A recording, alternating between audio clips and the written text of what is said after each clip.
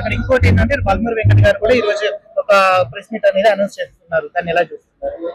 అంటే దాదాపుగా 10-15 రోజుల నుండి ఇందిరా పార్క్ దగ్గర చేస్తున్నారు. అవునా? వాళ్ళు ఏమడిగారు? 5,000 ఉద్యోగాలు ఇస్తున్నారు, 20,000 ఉద్యోగాలు ఖాళీలు ఉన్నాయి, ఇవ్వండి అన్నారు. ముఖ్యమంత్రి గారు ఏం చెప్పారు? ఎండిని తాగండి, ఉద్యోగాలకు మీరు అటెండ్ కాకపోతే ఎండిని తాగండి అని చెప్పారు నిరుద్యోగత. ఈరోజు వాళ్ళకి సపోర్ట్ గా ప్రభుత్వము బాధ్యత వహించి భరోసా ఇవ్వాల్సిన ప్రభుత్వమే నిర్లక్ష్యం వహిస్తే ప్రధాన ప్రతిపక్షంగా 100% వాళ్ళతో ఉంటాం. ఈరోజు మేము మీటింగ్ పెట్టుకుంటామని 15 రోజుల నుండి పర్మిషన్ అడుగుతుంటే రోజు ఒక కొన్ని పెట్టేసి పర్మిషన్ ఇవ్వకుండా మీరు ఎట్లా డ్రాగ్ చేస్తారని యువకులందరూ గమనిస్తా ఉన్నారు. కోర్టుకి వెళ్ళి కోర్టు నుండి పర్మిషన్ తెచ్చుకున్నాం, థ్యాంక్స్ టు జడ్జి గారు. కానీ మేము వస్తా ఉంటే పొద్దున 8 నుండి ఆపారు నన్ను.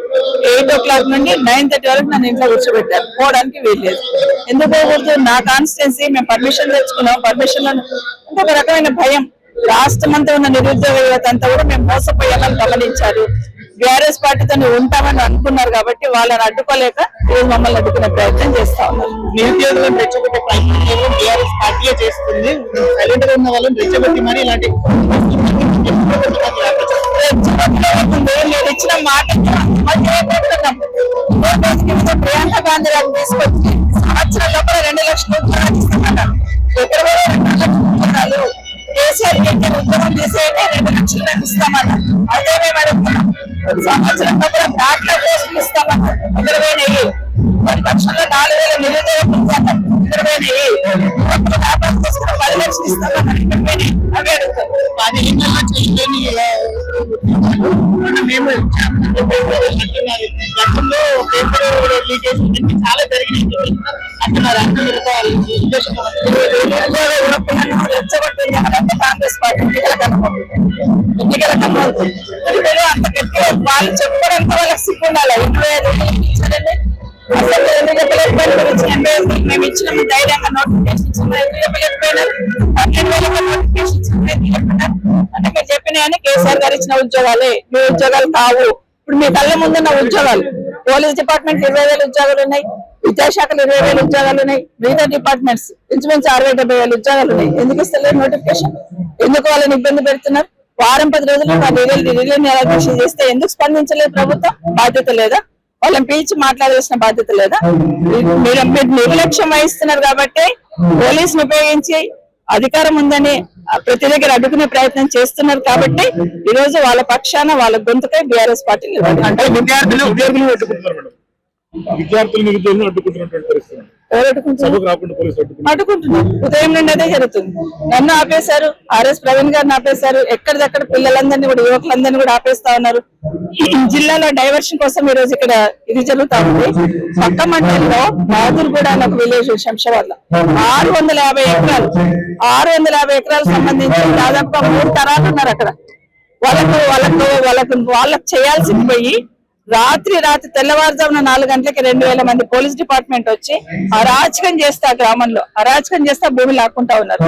ఏమనంటే హైడ్రా పేరు చెప్తున్నారు. హైడ్రాని ఎందుకు పెట్టుకున్నారు? పేదవాళ్ళ భూములు గుంజుకోవడానిక, పేదవాళ్ళ ఇల్లు కూల్చడానిక.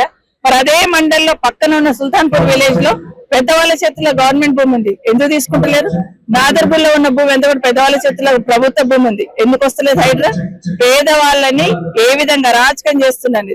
ముఖ్యంగా రంగారెడ్డి జిల్లాలో ఉన్న భూములన్నీ కూడా ఒక డేగలాగా వాడిపోయి ఎక్కడ పడితే అక్కడ గవర్నమెంట్ భూములు గుంజుకునే ప్రయత్నం చేస్తా ఉన్నారు.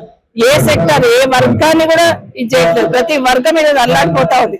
రైతులు చూస్తే రైతుకి ఈ రోజు రైతు బంధు లేకుండా, రైతుకు గిట్టుబాటు ధర లేకుండా, ధాన్యం కొనుక్కుంటే ఎట్లా ఇబ్బంది పెట్టిందో విన్నాం. అట్లా యువకులకు సంబంధించి ఉద్యోగాలు ఖాళీగా కూడా ఫిల్అప్ చేయడానికి మనసు చెప్పట్లేదు వాళ్ళకి. ఇట్లా ఏ వర్గాన్ని చూసినా మోసం చేస్తా ఉన్నారు.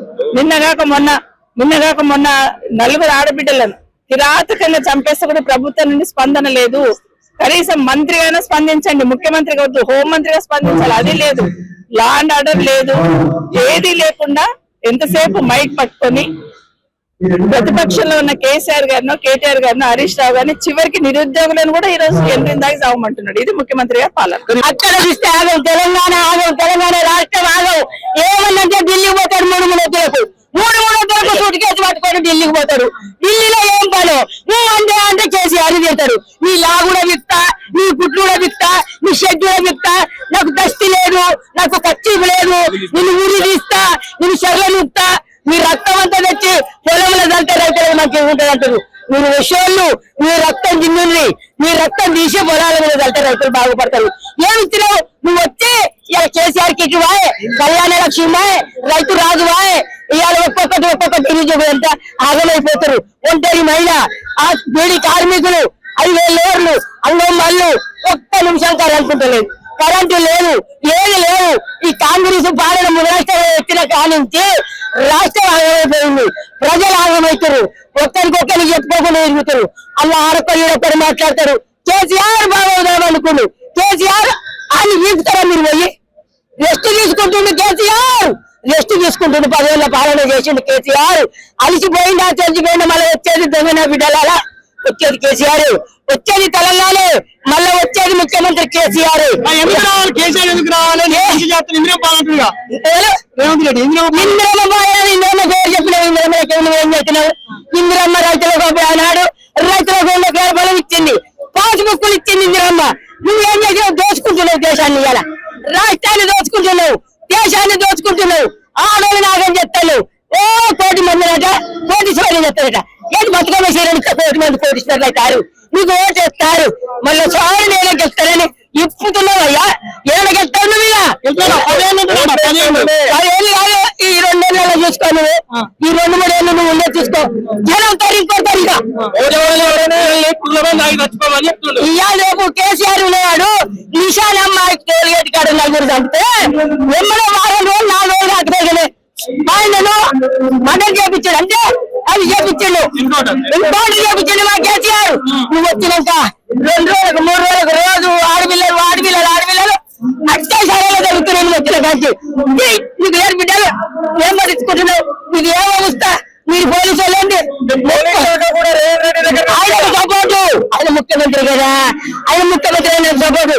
అందరి వాళ్ళంతా మానవంతం చేస్తే చంపితే జైలుకు పోతావు. నువ్వు ఏం చెప్తున్నావా ముఖ్యమంత్రి రేవంత్ రెడ్డి? 24 గంటలు కేసీఆర్ మీద వేస్తాడు కాదు. నువ్వు పని చూసుకో, ప్రజలు చూడు. నువ్వు వచ్చిన కంటే నాశనం అయిపోయిందయ్యా రేవంత్ రెడ్డి. నువ్వు వద్దు, నువ్వు దిగిపో, నువ్వు రాజీనామా చేయి. కాంగ్రెస్ పాడు కాదు. జై తెలంగాణ, జై కేసీఆర్.